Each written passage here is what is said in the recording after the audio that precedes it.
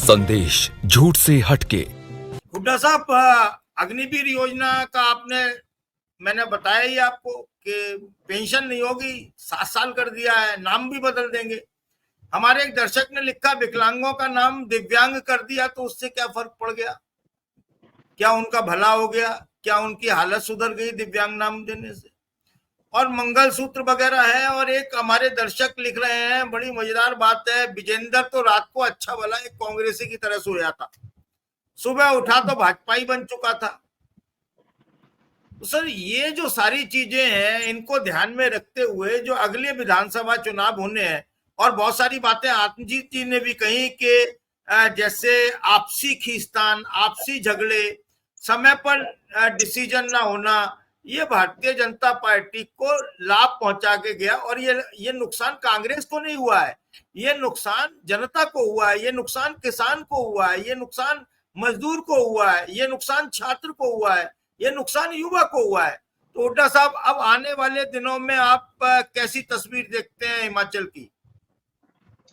हरियाणा हरियाणा की। 750 किसानों की शहादत हुई दिल्ली के बॉर्डरों पे, जो किसान का खून बहा करनाल की सड़कों पे, पिपली अनाज मंडी में, लखीमपुर खीरी में, और कहां बताऊं मैं आपको, जींद में, रोहतक में। उस एक एक कतरे का किसान हिसाब लेगा इब आने वाले विधानसभा चुनाव में। वो खट्टर जी तो अपने एमपी बन गए, मंत्री बन गए सेंटर में, लेकिन किसान भूलिया नहीं है इन बातों को, याद रखे हुए है। और ये अग्निवीर है ना, 4 की बजाय 7 साल, ये कुछ नहीं है, ड्रामा है टोटली लोगों का, ये कुछ नहीं है, इससे कोई लाभ होने वाला नहीं। 20 महीने हमने इसको लगा के रखा है यहाँ धरना, अग्निवीर योजना के विरोध में, छोटराम संग्रहालय में, यहाँ अपने जो सांपला के अंदर। और वो हमने नेशनल लेवल पर पहुंचा दिया, वो मुद्दा नेशनल लेवल का मुद्दा बना वो। तो हमने लड़ाई लड़ी है, और इस लड़ाई का असर देखना, विधानसभा चुनाव में देखना क्या हाल करेंगे। क्योंकि उस खून के एक कतरे का हिसाब लेगा किसान मजदूर। किसान मजदूर के तो बच्चे जहाँ हैं इसमें, फौज पुलिस में, और उन्हीं की उपेक्षा की जा रही है। पहले किसान को रगड़ा, फिर जवान को रगड़ दिया, फिर सरपंचों ने अपनी बात उठाई तो सरपंचों को लाठीचार्ज कर दिया। कहीं मनरेगा मजदूरों ने अपनी आवाज उठाई, मनरेगा मजदूरों को लाठीचार्ज किया। कोई वर्ग छोड़ दिया क्या? कर्मचारियों ने आवाज उठाई, उनके साथ किया। ओल्ड पेंशन स्कीम के कर्मचारियों ने उठाई मामला, उस पर हवा निकाल दी सबके।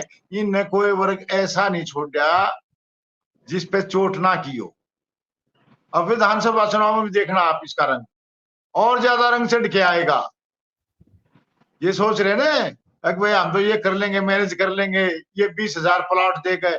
अरे ये 20,000 प्लाट तो पहले कांग्रेस के टाइम में दिए गए थे, उन पे वो कब्जा वगैरह रजिस्ट्री नहीं हुई थी। वो है ये स्कीम, इन कोई नई स्कीम तो लेगा आए नहीं कोई भी। ये फूड सिक्योरिटी बिल है, ये 5 किलो जो अनाज देते हैं, ये भी कांग्रेस के टाइम का है।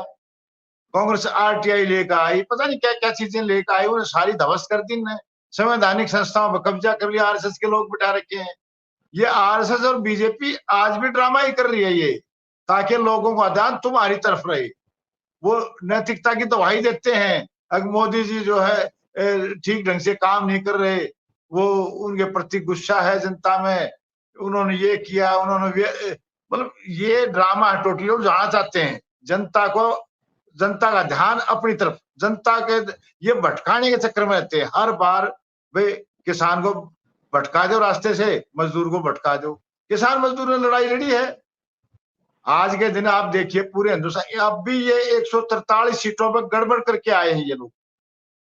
अब क्षण क्षण के आने लग रही है, लोग याचिका डालने लग रहे हैं सुप्रीम कोर्ट के अंदर। ये आहिस्ता आहिस्ता इनकी पूरी पोल पट्टी खुल जाएगी। इनकी तो 90 सीट आनी थी, केवल मात्र 90 पार्लियामेंट में, और लिया ये 241। ये हेरा फेरी से लेकर आ रहे हैं। यहाँ भी सोनीपत में ट्राई करी थी इनने उस सीट को डिक्लेयर करने की, जहां जनता पहुंच गई थी, जली गंडास ले गए, तब जाकर वो डिक्लेयर करी है। नहीं तो ये बीजेपी को जिताना चाह रहे थे सोनीपत की सीट पर। तो इन लोगों ने उत्तर प्रदेश में ऐसा किया, इसमें महाराष्ट्र में ऐसे डिक्लेयर करी है सीटें। अरे 200 वोट से लेकर और 1579 सीटें तो उसमें डिक्लेयर करके ही। तो इनने कोई कोर कसर नहीं छोड़, धांधलेबाजी करी है खूब तरीके से। यहाँ देखो ने, यहाँ तो आवाज उठा दी लोगों ने, उत्तर प्रदेश में कई जगह है, महाराष्ट्र में, झारखंड में डिक्लेयर कराई इन लोगों ने, और उधर देखिए आप मध्य प्रदेश में क्या हाल किया है इन लोगों ने।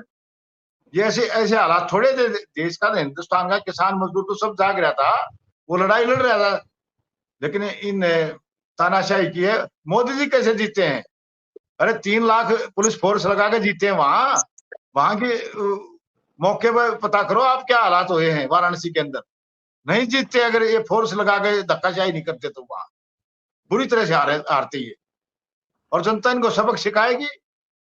ये कितनी योजना ले आओ, लीपा पोती करने वाली बात है, कोई ठोस कार्रवाई नहीं कर रहे। अगर ये चाहते सच्चे मन से अग्निवीर योजना को वापस करो और पुराने पैटर्न पे ले आओ भर्ती को। फौज में अगर भर्ती करना चाहते हो ईमानदारी से, अगर देशभक्ति के साथ मामला जुड़ा हुआ है, ये ऐसे थोड़ा ही है। ये फर्जी देशभक्त और फर्जी राष्ट्रवादी आगे इनके सत्ता हाथ लग रही है, देखो क्या क्या करते हैं। लेकिन ये चलने वाली नहीं है सरकार, इसमें भी टांग खिंचाई रहेगी, इधर से रहेगी, आपस में लठबाजता तो रहेगा। आपके हिसाब से हरियाणा में कितनी सीटें आ रही हैं? आज के दिन तो मैं बताया था आपको 65 सीटें हैं, उससे ऊपर बढ़ेंगी, ये कम नहीं रहेंगी। अरे जनता लड़ाई लड़ेगी। ये पार्टी वार्टियां एक दूसरे की कोई टांग टूंग खींचे ना, इधर उधर वो करते हैं, उसका सबक सिखाएगी विधानसभा में जनता। जनता ने मन बना लिया है, उखाड़ के फेंकना है बीजेपी को।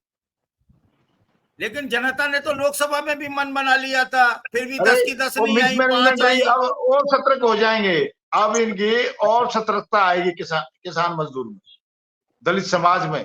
जैसे ये संविधान को खत्म करना चाहते थे ये लोग, और लोकतंत्र को खत्म करना चाहते थे, विपक्ष को तो मजबूत किया जनता ने। विपक्ष के मुंह में डाली ना बात, अगर आप मजबूत होइए, हम देंगे ताकत तो किसान मजदूर ने दी है, दलित ने दी है, ताकत तो विपक्ष को। तो जनता जाग रही है जी, ये जनता ही देखना आप आगे अपना दिखाएगी रंग।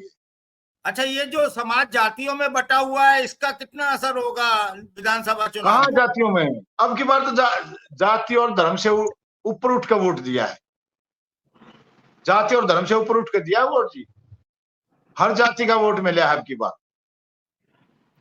ये इन्हें तो कोशिश की थी जातिवाद का रंग भर दो, लेकिन नहीं भरेगा। इंसानियत जागी है, इंसानियत हर कौम में है, हर कम्युनिटी ने सहयोग किया है और उन्हें वोट दिया है। अब जो अंधभक्त है वो तो रहेंगे इनके। आपने हुड्डा साहब बिल्कुल सही कहा, इंसानियत हर कौम में, इंसानियत मतलब जिंदा है, और जाति और धर्म से ऊपर उठकर वोट दिया है। ऐसे लोगों की संख्या समाज में लगातार बढ़ रही है, और अगर ये समाज में बढ़ती है तो ये बहुत अच्छे शुभ संकेत हैं। और इसके लिए किसानों ने बहुत कुर्बानियां दी हैं, मजदूरों ने बहुत कुर्बानियां दी हैं, खासतौर से हरियाणा में किसानों ने जो कुर्बानियां दी हैं और जो जुल्म सहे हैं वो पूरी दुनिया ने देखे हैं। तो और उसका हरियाणा और पंजाब के किसान पहले पूरे देश के किसान को जगाया, 750 की कुर्बानियां दी, और फिर पूरी दुनिया के किसान को जगाया है। छोटी बात नहीं, 13 महीने का आंदोलन पूरी दुनिया में देखिए आप। और जाति और धर्म से ऊपर उठ कर किया ये काम। इन्होंने बदनाम करने की कोशिश की, पहले तो कहा ये सरदारों का आंदोलन है, फिर कहा जाटों का आंदोलन है। जब सभी जातियां आ गिने, फिर उग्रवादी बताने लगे, आतंकवादी बताने लगे, लेकिन किसान पीछे टस से मस नहीं हुआ। कितने कुर्बानियां दे दी इन लोगों ने, उसके बाद भी किसान टस से मस नहीं हुआ। आखिर में 19 नवंबर 2021 को आया ना मोदी जी, पहाड़ियां आया खुद, कहा मेरे से गलती हो गई, मैं किसानों को समझा नहीं पाया, मैं इन कानूनों को वापस लेता हूं। लेकिन चोर दरवाजे से अब फिर लेने का ये प्रयास करेंगे लोग। किसान आज भी बैठा है पंजाब और हरियाणा के बॉर्डर के ऊपर, कितनी जातियां की, 30 किसान शहीद हो चुके हैं वहां, 5 किसानों की आंखें जा चुकी है वहां। पंजाब में दिखाया ना रंग उसने, किसान ने, आई कोई सीट इनकी। ऐसा है बीरेन जी, आपके किसानों में, मतलब किसानों के बीच में भी तो जयचंद और विभीषण थे।